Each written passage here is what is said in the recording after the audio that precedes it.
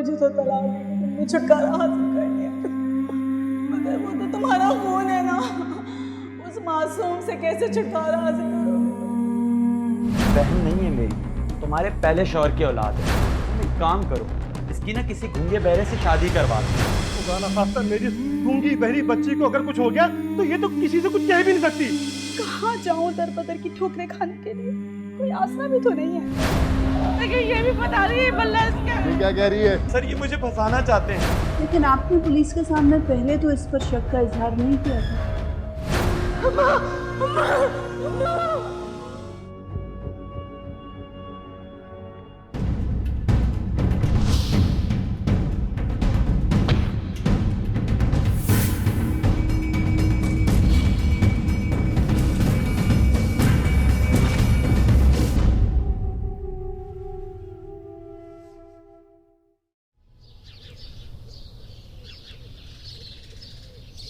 नाहिल,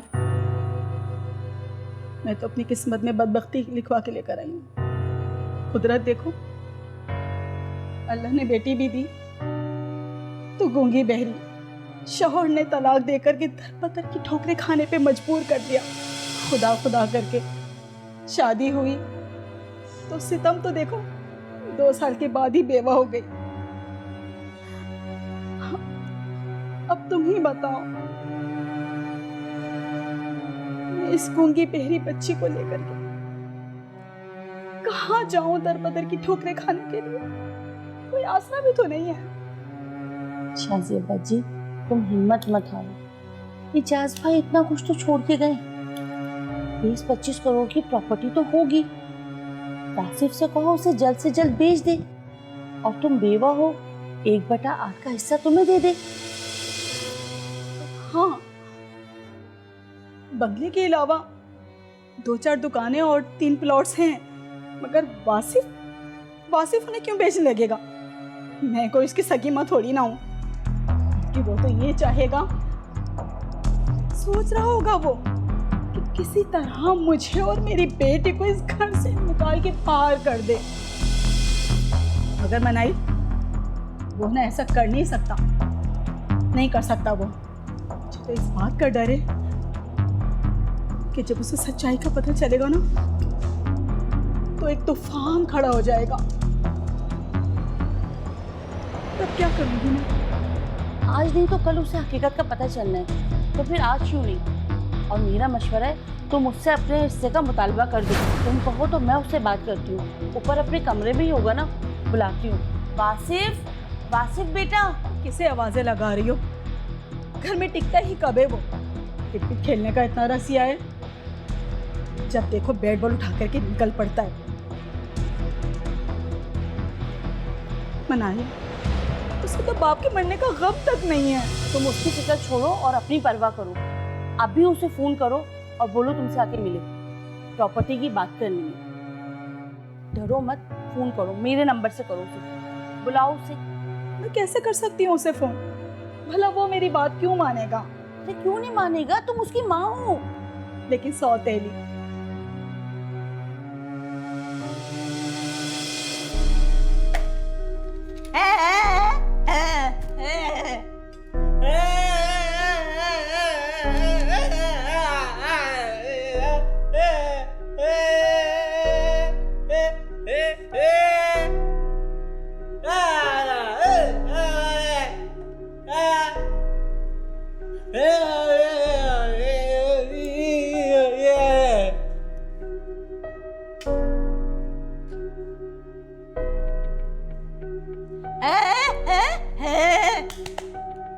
अरे वाह तलहा, तुम तो बहुत स्मार्ट हो। अच्छा ये बताओ कि तुम्हारे फादर क्या करते हैं?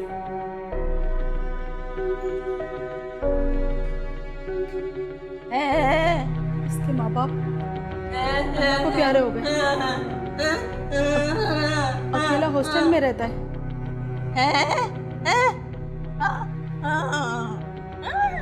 उदास नहीं हो? मम्मा तुम्हें इतने मजे की चाय बना के देंगी कि तुम्हारी सारी उदासी दूर। हाँ हाँ, मैं चाय बना के लाती हूँ। हाँ हाँ, बिस्किट खिलाती हूँ।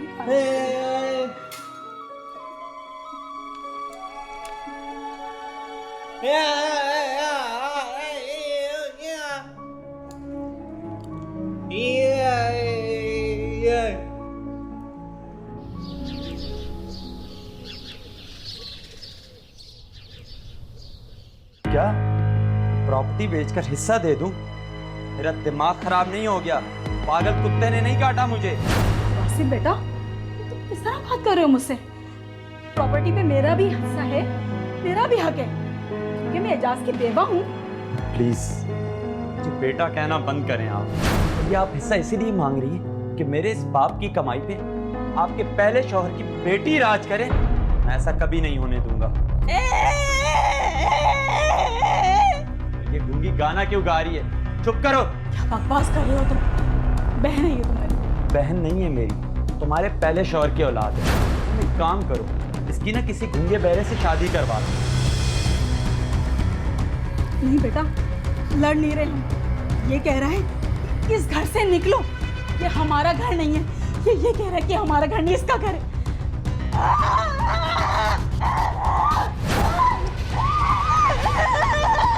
यार ऐसे चुप करो, मारूंगा एक कान के नीचे। चुप करो तुम। क्या गलत कहा मैंने? सही तो कह रहा हूँ। ये घर मेरे बाप का है और इस पर मेरा हक है, समझी तुम? ये बंगला हमारा है, समझे तुम? क्या मतलब मेरा नहीं? एजाज अपने मरने से 1 साल पहले मुझे ये मकान फरोख्त कर चुके थे, समझे तुम? तुम और वो एक किराएदार की हैसियत से इस घर में रह रहे थे। क्या बकवास कर रही हो तुम? तुम लोगों के पास ये घर खरीदने के लिए पैसे कहाँ से आए? तुम्हें तो मेरा बाप सड़क से उठाकर लाया था ना। हैसियत क्या है तुम्हारी? चिल्लाना बंद करो। हैसियत तुम्हारी नहीं है इस घर में, समझे तुम? एजाज मुझे हर माह इस मकान का किराया दिया करते थे, 50,000। मुझे मरे हुए 3 माह हो गए, तुमने मेरे हाथ में एक फूटी कौड़ी नहीं रखी। 2 दिन है तुम्हारे पास। मुझे मकान का किराया दो, वरना निकलो इस घर से। क्या जाओ मतलब यहाँ इस से। घर से निकलो? क्या कर लोगी तुम? ऊपर की मंजिल से सामान नीचे सड़क पे फिकवा दूंगी तुम्हारा। अच्छा, मुझे निकालोगी इस घर से? तुम्हें देखते ही समझ गया था कि तुम एक नंबर की फ्रॉड हो, लेकिन इतनी शातिर निकलोगी ये नहीं जानता था मैं। तुम जानती थी ना कि गिफ्ट डीड अदालत में चैलेंज हो जाती है, इसलिए सेल डीड बनवाई, मेरे बाप से शादी की ताकि उसकी ये जायदाद हड़प कर सको। मैं ऐसा कभी नहीं होने दूंगा। छोड़ूंगा नहीं तुम दोनों को, जान से मार दूंगा।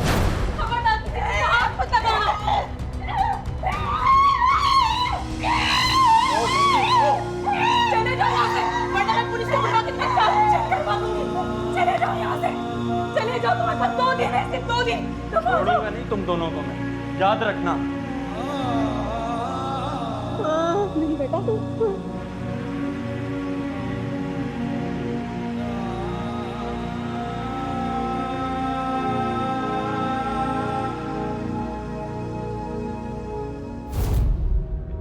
ताज़ीरात पाकिस्तान की दफ़ा 413 के तहत कब्जा की हुई जायदाद की खरीदो फरोख्त की पादाश में उम्र कैद या 10 साल तक कैद और जुर्माने की सज़ा हो सकती है।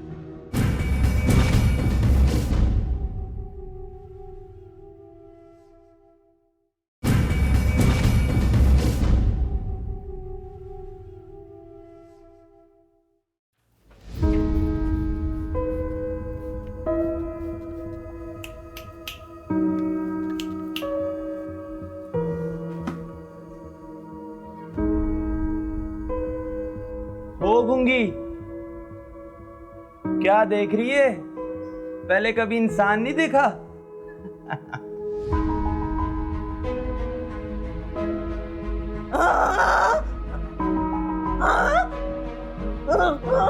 अच्छा, तू ये कह रही है कि कल जो मैंने घर में घुस के तमाशा किया है उसके लिए तू पुलिस को फोन करेगी? अच्छा, मैं जानता हूं कि तू ना वीडियो कॉल करना भी जानती है और मैसेज लिखना भी जानती है। मैं तुम्हारी धमकियों से ना डरने वाला नहीं हूं।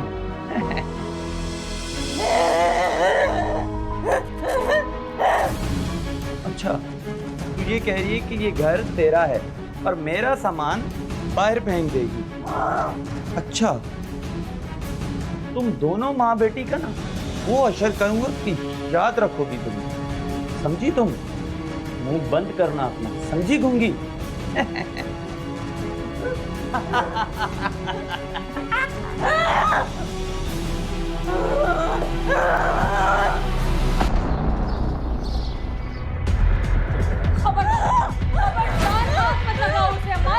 क्यों? क्या ये मेरी बेटी नहीं? तो मेरा हक नहीं क्या? तो तुमने जब भी खो दिया था जब तुमने अपनी जिंदगी से हमें बेदखल किया था। कह देने से कानूनी हक खत्म नहीं हो जाता। ये अब भी मेरी बेटी है। फिक्र है, 18 साल की हो गई है और तुमने इस घर की ऊपरी मंजिल पर एक नामहरम को रखा है। तो गाना खासकर मेरी गूंगी बहरी बच्ची को अगर कुछ हो गया तो ये तो किसी से कुछ कह भी नहीं सकती। नहीं नहीं, मैं ऐसे यहाँ नहीं रह सकता। तुम्हारे साथ नहीं जाना चाहती, कैसे कदमों से गिड़गिड़ा के मदद कर रही है कि तुम्हारे साथ नहीं जाना चाहती। तुम इसके लिए और हमारे लिए मर गए हो। क्यों नहीं समझ लेते तुम ये खुद कुछ नहीं कह रही, तुमने सिखाया है इसे। मेरे लिए नफरत तुमने इसके दिल में पैदा की, समझी? इसे कुछ नहीं सिखाया, कुछ नहीं सिखाया इसके जो दिल में ये वही कह रही है। ये तुम्हारे साथ नहीं जाना चाहती है, नहीं जाना चाहती है। मैं जानती हूँ मैं तुम्हें से क्यों लेकर जाना चाहती हूँ। तुम्हारी नजर इस प्रॉपर्टी पे है ना, तुम इसे ले जा करके मुझे ब्लैकमेल करके इस दौलत पे कब्जा करना चाहते हो। लेकिन मैं ऐसा हरगिज़ नहीं होने दूंगी, हरगिज़ नहीं होने दूंगी। अम्मार चले जाओ यहाँ से, निकल जाओ, चले जाओ। यार ये औरत इतनी मक्कार निकलेगी कभी सोचा नहीं था। खुदा जाने मेरे मरहूम वालिद को कौन सी खोटी खोल कर पिलाई इसने। यार मुझे तो खुद हैरत हो रही है, ये अंकल ने तुम्हारे साथ क्या किया है। और यार मैं सब रजिस्ट्रार के ऑफिस खुद देख के आया हूँ, वो मकान तुम्हारे वालिद ने खुद सेल किया है और वो रेंटल एग्रीमेंट भी फेक नहीं है। कितना जुल्म है ना ये। मेरी माँ ने अपनी ख्वाहिशात रोक रोक कर ये मकान बनाया। वो जो कमाते थे अम्मी को ही तो देते थे। आज ये मकान अम्मी की वजह से बन पाया। अब इस पर ऐश करेगी वो मनहूस औरत और उसकी वो गूंगी बेटी। ये मैं कभी नहीं होने दूंगा। यार एक बात बोलूँ, जो भी है ना तुम्हारे वालिद मरहूम का ही कसूर है। वो औरत अब्बू को तो बेवकूफ़ बना चुकी है, मगर मैं उसकी चाल में आने वाला नहीं हूँ। उस माँ बेटी को इबरत का निशाना ना बनाया ना तो मेरा नाम भी वासिफ नहीं। फिर चाहे मुझे फांसी ही क्यों ना हो जाए।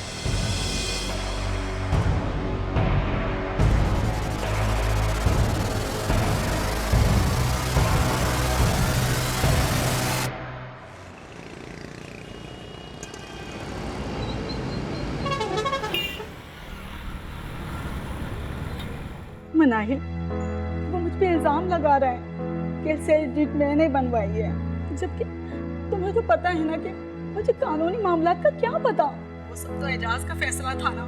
कैंसर डायग्नोस होने के बाद वो हर वक्त मेरे और सबा के बारे में सोचते रहते थे। उनका कहना था कि सेल डीड बनवाने के बाद कोई उसे चैलेंज नहीं कर सकेगा। अरे बड़े नेक आदमी थे, बेटा उतना ही निकम्मा निकला है। इतना कुछ बात छोड़ के गया है, फिर भी लालच खत्म नहीं हो रही उसकी। लालच तो सभी के दिल में आ गया है। मनाई, तुम्हें पता है आज सुबह ना अम्मार आया था, सबा को जबरदस्ती लेकर जाना चाहता था। कह रहा था कि वो इस छत के नीचे नहीं रह सकती है क्योंकि इस घर में एक नामहरम रहता है। वो जबरदस्ती कर रहा था, लेके जा रहा था उसे। मैंने उसे रोका तो पता है वो मुझे धमकियां दे रहा था। ये ख्याल उसे 5 साल पहले नहीं आया जब सबा का और तुम्हारा हाथ पकड़ के घर से निकाल दिया था? मनाई, मुझे ना बहुत डर लग रहा है, कहीं मालो दौलत घर बार मेरी जान ना ले ले। मैं पुलिस में रिपोर्ट लिखवा देती हूँ। तुम बताओ। नहीं शाजिया बाजी, ऐसे और दुश्मनी पाल लो। और सुनो, कुछ रोज में सब कुछ ठीक हो जाएगा, परेशान मत हो। और 1-2 दिन में मैं भी आपके पास चक्कर लगाऊंगी। अच्छा चलो, मैं बाद में बात करूंगी। ये बत्तखों को ना सुबह से मैंने खाना नहीं दिया, पूरा घर सर पे उठा लिया। बेज़बान है, ख्याल रखो उनका। बाद में बात करूंगी, अपना ख्याल रखना, ठीक है? अल्लाह हाफिज।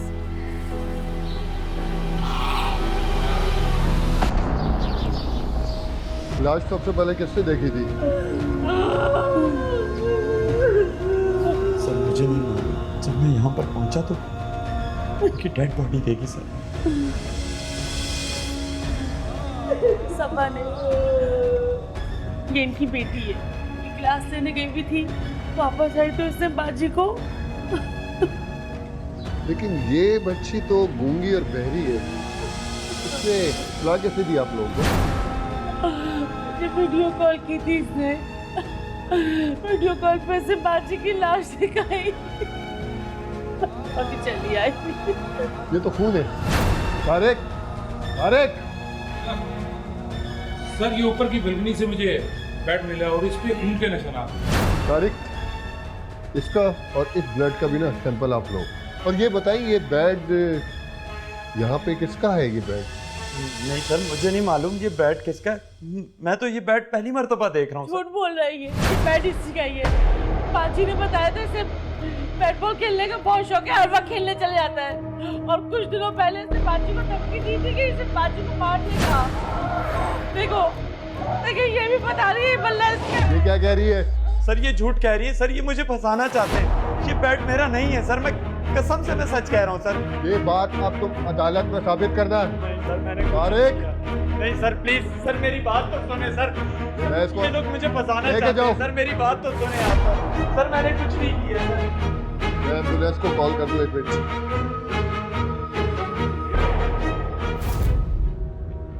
ताज़ीरात पाकिस्तान की दफ़ा 392 के तहत अगर कोई शख्स चोरी, डकैती या रहजनी का मुर्तकिब करार पाता है तो उसे कम से कम 3 साल और ज़्यादा से ज़्यादा 10 साल कैद और जुर्माने की सज़ा सुनाई जाएगी।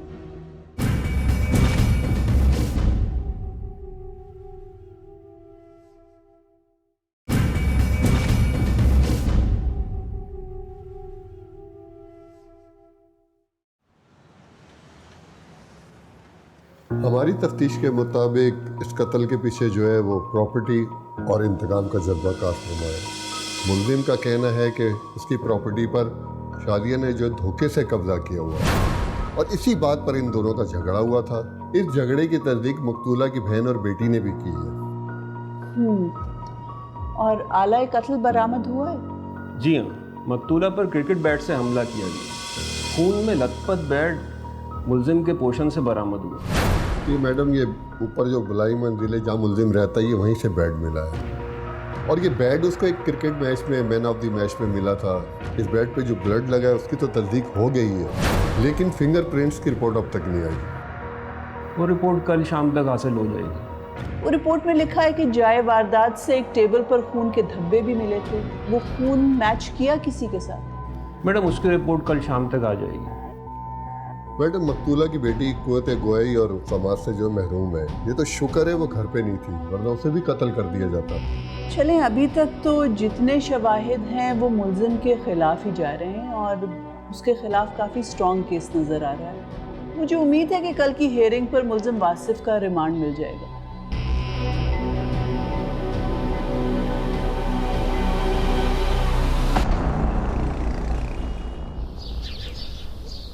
आप यहाँ क्यों आए? जिससे आपका ताल्लुक था वो मनोमिट्री तले जाके सो गई है, अब क्या लेने आए यहाँ?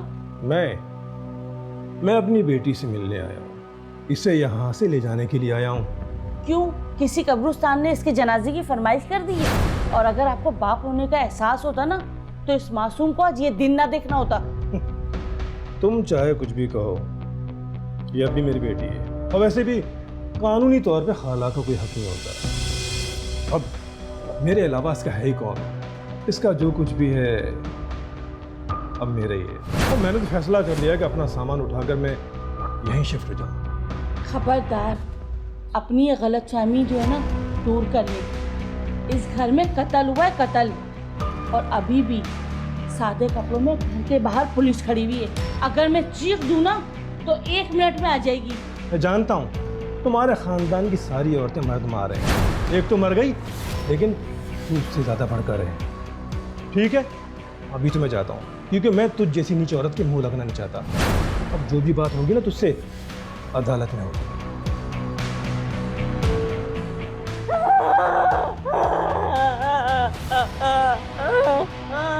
बोल रही है उसे आपसे नहीं मिलना, ना आपके साथ जाना है, जाए यहाँ से। ठीक है, अब मैं अपनी बेटी को अदालत के जरिए लूँगा और फिर देखता हूँ कि मुझे इस घर में आने से कौन रोकता है।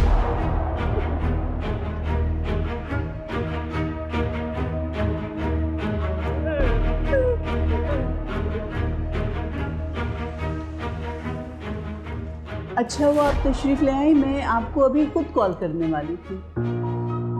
असल में पुलिस का अंदाज़ा गलत निकला है। वो जो क्रिकेट बैट पर उंगलियों के निशान पाए गए थे ना, वो मुल्ज़िम वासिफ के साथ मैच नहीं किए, बल्कि मुल्ज़िम के वकील का तो अब ये दावा है कि जिन औकात में कत्ल हुआ था मुल्ज़िम उस वक्त वकील के दफ्तर में मौजूद था, क्योंकि मुल्ज़िम शाजिया के ख़िलाफ़ एक दीवानी मुकदमा करना चाह रहा था और उसने इस बात की तस्दीक के लिए एक CCTV फुटेज भी प्रोवाइड कर दी। इसका मतलब उसकी जमानत हो जाएगी। वो तो मेरी भांजी को भी कत्ल कर देगा कि। देखिए, उस CCTV फुटेज की फॉरेंसिक जारी है। अगर ये साबित हो जाता है कि ये CCTV फुटेज सही है, असली है, उसी तारीख की है, तो फिर यकीनन उसकी ज़मानत हो जाएगी। लेकिन आप घबराएं ना, परेशान ना हो, क्योंकि अदालत ने वासिफ के ख़िलाफ़ एक रिस्ट्रेनिंग ऑर्डर जारी कर दिया है, जिसकी वजह से वो आपके घर के इर्द गिर्द कम से कम 500 गज़ के दायरे में तो आ ही नहीं सकता। तो आप घर में रहेंगे तो महफूज रहेंगे फिलहाल। मुझे वासिफ का ही डर नहीं है, एक और शख्स भी है जो सबा को नुकसान पहुंचा सकता है। किसकी बात कर रही हैं? सबा का बाप। 5 साल से उसने बेटी की खबर भी नहीं ली। जब से शाजिया कत्ल हुआ है घर के चक्कर लगा रहा है। लेकिन आपने पुलिस के सामने पहले तो इस पर शक का इजहार नहीं किया था। मुझे ज़रा तफसील से बताएं कि शाजिया की अपने पहले शौहर से तलाक क्यों हुई थी? शाजिया के पहले शौहर का किरदार बिल्कुल ठीक नहीं था। वो अय्याश टाइप आदमी था। रात के इस तहत तैयार होकर कहाँ जा रहे हैं आप? क्यों क्यों बताऊं तुझे? तू होती कौन है पूछने वाली? बीवी हूँ मैं तुम्हारी, और फिर चुप क्यों बैठूं? तुम्हारा ये मकरू चेहरा ना मेरी नजरों के सामने आ गया। तुम्हारी सारी गलीज़ हरकतों की खबर हो चुकी है मुझे। तुम कहाँ जाते हो, क्या करते हो, किससे मिलते हो, घिन आती है मुझे तुमसे, घिन। तुमसे बात कर रही हूँ मैं, दीवारों से नहीं। जबान चलाती मेरे सामने। जहाँ से मार दो, रोज रोज के मरने से एक दिन मर जाना बेहतर है। कत्ल कर दो मुझे तुम। नहीं, फिलहाल तुझे कत्ल करके जेल जाने का मेरा इरादा नहीं है, लेकिन तू मेरी पाँव की बेड़िया बन चुकी है और आज मेरी बेड़ी तोड़ के रहूंगा। तुझे ऐसा जख्म दूंगा कि जिंदगी भर तू भुला नहीं सकेगी। मैं तुझे तलाक देता हूँ, तलाक देता हूँ, तलाक देता हूँ तुझे। और सुन, मेरे आने से पहले पहले तू अपनी उस बहरी गूंगी मनहूस बेटी को लेकर यहाँ से दफा हो जाना, समझी? मुझे तो तलाक देकर तुमने छुटकारा हासिल कर लिया, मगर वो तो तुम्हारा खून है ना। उस मासूम से कैसे छुटकारा हासिल करोगे तुम? ज्यादा जज्बाती बातें करने की मुझसे जरूरत नहीं है। जितना कहा है उतना कर, और जाने से पहले घर को लॉक करके जाना।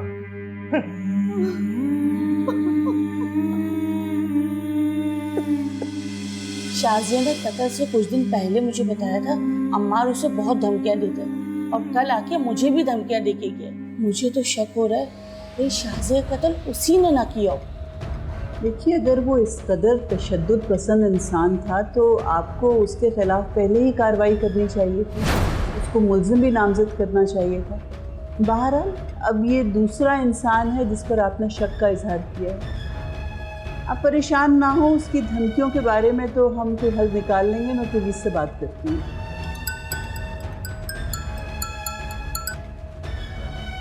हाँ शहरियार जी मैडम, जाए वकुआ से मिलने वाले ब्लड स्टेन की रिपोर्ट आ गई है।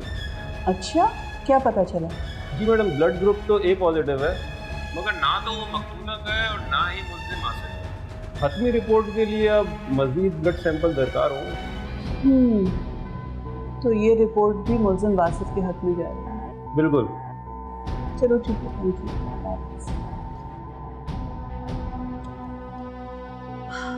वो जाए वारदात से जो खून के धब्बे मिले थे उसकी रिपोर्ट आ गई है और वो खून भी मुल्ज़िम वासिफ के साथ मैच नहीं हुआ।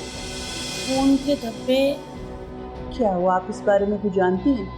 कल अम्मार के हाथ में पट्टी बंधी हुई थी, उसके हाथ पे कोई जख्म था और बिल्कुल ताज़ा जख्म। मुझे शक हो रहा है उसी ने कुछ किया है।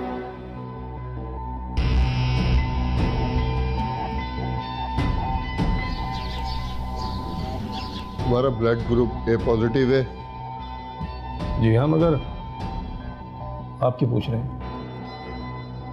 ये चोट कैसे लगी है तुम्हें? मैं काम कर रहा था कि मेरा हाथ कट गया है। झूठ बोलना बंद करो। ये चोट तुम्हें उस रोज लगी है जब तुमने शादिया को कत्ल किया था। मैंने शादिया को कत्ल नहीं किया। झूठ है ये। शादिया को तुमने ही कत्ल किया है और चाय वकूल से मिलने वाला खून का सैंपल भी तुम्हारा ही था और ये चोट भी तुम्हें उसी रोज लगी थी।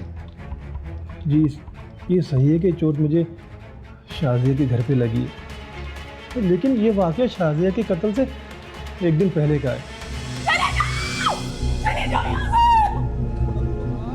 चले जाओ ऐसे नहीं जाओगे तुम, ऐसे नहीं जाओगे।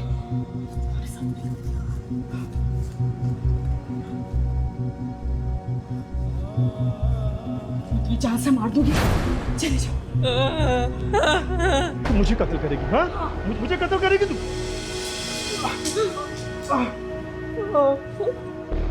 बंद कर अपनी बकवास। ये मुझे पहले ही पता था कि तू एक दिन मुझे कत्ल करेगी। इसी वजह से मैंने तुझे तलाक दी थी। और ये तेरा शौहर मरा नहीं, मुझे लगता तूने इसे भी कत्ल किया है, समझी? तलाक की वजह मैं नहीं थी मार, तुम्हारी अय्याशी थी। तुम अपनी अय्याशियों में इतने अंधे हो गए थे कि तुम्हें इस बात का भी एहसास नहीं हुआ कि इस मुस्लिम बच्चे को लेकर के मैं कहाँ जाऊँ। 3 साल से मैं दर बदर की ठोकरें खा रही हूँ। ठोकरें? इन्हीं ठोकरों की वजह से तुझे ये 1000 गज का मकान मिला है। मैं तुझे अच्छी तरह जानता हूँ। पहले तूने एजाज को अपने जाल में फंसाया और अब उसकी बेटी पे डोरे डाल रही तू। अपनी इस गूंगी बेटी को उसके पल्लू से बांध कर, हाँ, ताकि सारी जायदाद पे तू कब्जा कर ले। अफसोस होता है मुझे, अफसोस। ऐसी घटिया सोच रखने वाला कभी मेरा शौहर था। चले जाओ यहाँ से, चले जाओ वरना मैं शोर कर दूंगी, सबको इकट्ठा कर दूंगी मैं। चले जाओ यहाँ से, चले जाओ, चले जाओ।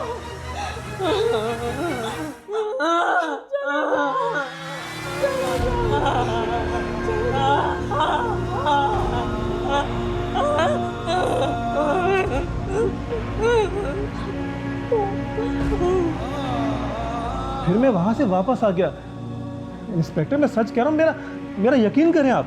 कहानी तो तुमने अच्छी गढ़ी है, लेकिन ये साबित कैसे करोगे कि वारदात के रोज तुम जाए वकूल पर नहीं थे?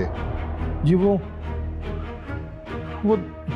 दरअसल मेरी याददाश्त कमज़ोर हो गई। मुझे ठीक से याद नहीं कि मैं उस रोज़ कहाँ था। थाने चलो, सब याद आ जाएगा तुम्हें। चलो। मैं आपसे सच कह रहा हूँ, मैंने उसका। चलो चलो आगे।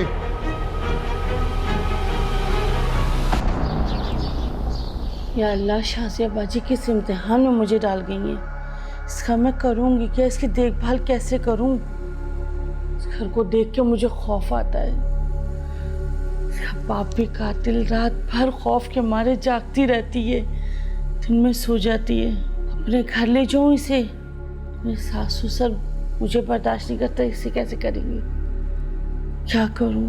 या मेरे मालिक तू ही कुछ कर दे, कोई रिश्ता आ जाए, इसको कोई भी आके ले जाए।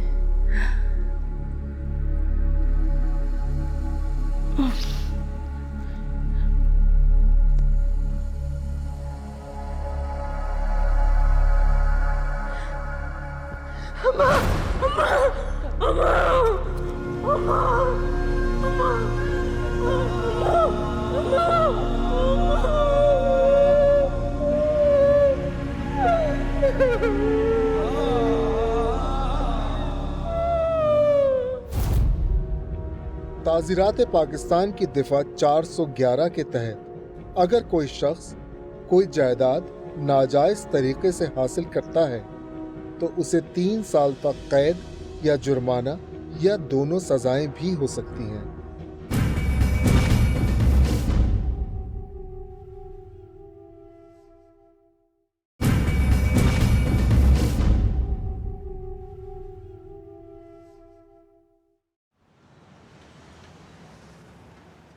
मैडम रिपोर्ट आ गई है, ब्लड स्टेन अम्मार ही का है, मगर ब्लड स्टेन अम्मार का ही था मगर कातिल वो नहीं है ना? आपको कैसे पता चला? तुम्हारे चेहरे के तासुरात पढ़ लिए थे मैंने और समझ आ गई थी कि कोई बुरी खबर सुनाने वाला। क्या तफसीलात? हाँ, कत्ल के वक्त अम्मार का फ़ोन जाए बकुआ से 14 मील दूर एक्टिव था। उसने वहाँ से एक फ़ोन कॉल भी किया था, इस बात की तस्दीक हो गई है। और रही बात वो ज़ख्म की,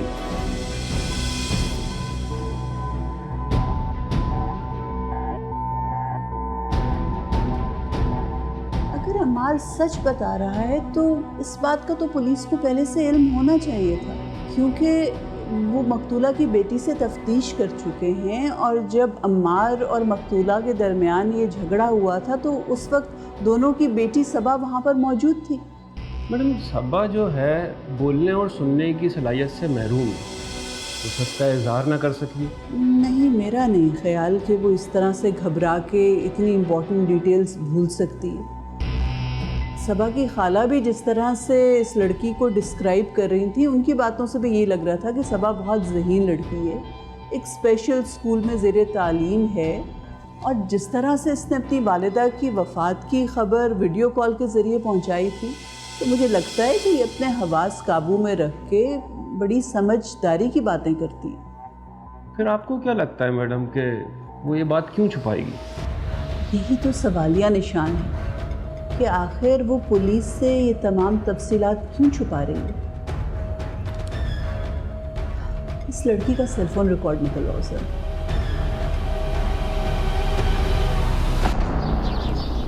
वासिफ बेगुनाह है तो मेरा शक बिल्कुल ठीक था, अम्मार ने ही कत्ल किया बाजी का।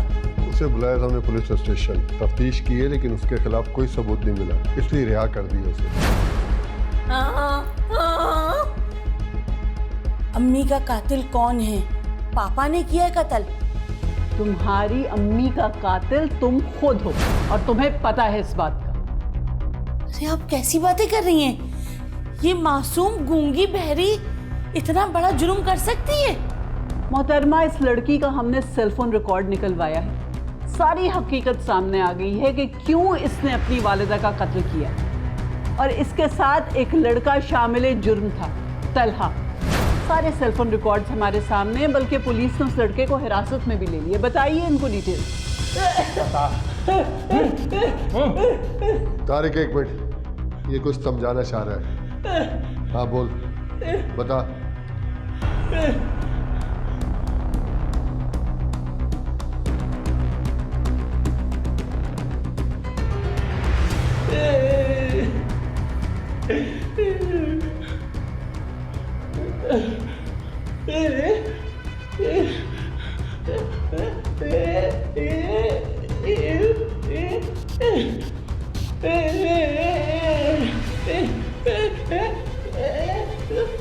जो लड़का इसके साथ शरीक जुर्म था उसको हमने हिरासत में तो ले लिया है, और जब तफ्तीश की है तो उसने ये बताया कि इस लड़की के कहने पे ये सब कुछ किया उसने। तुमने मारा है बाजी को? कौन था?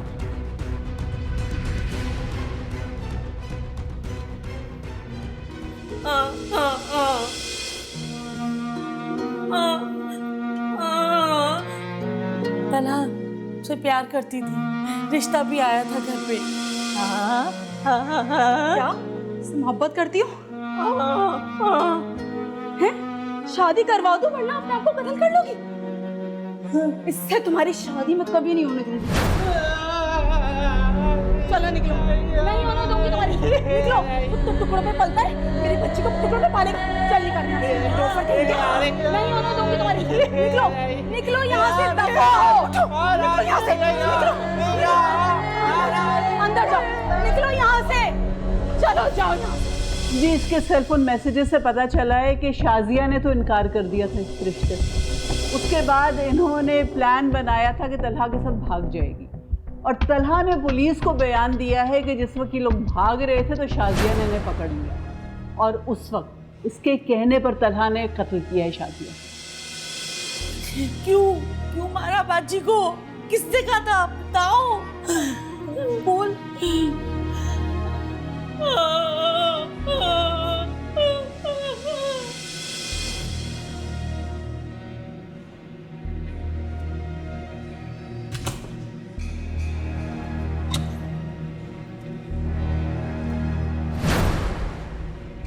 कहाँ जा रही है?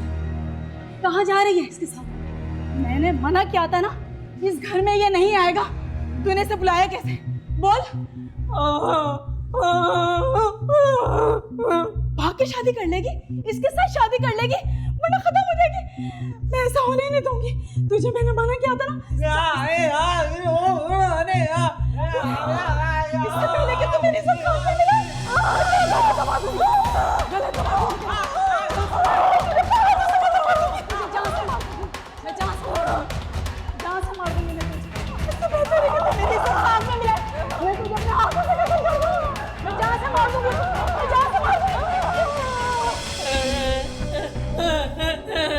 ताला को उसने बोला कि भाग जाओ, मैं सब संभाल लूंगी। वासिफ के घर पे बेड फेंकवा दिया इसने और मुझे फोन किया और मुझे दिखाई सिर्फ लाश इसने। क्यों किया? क्यों मारा? अम्मा को मारा क्यों? चले इसे गिरफ्तार कीजिए। चलो चलो चलो चलो चलो।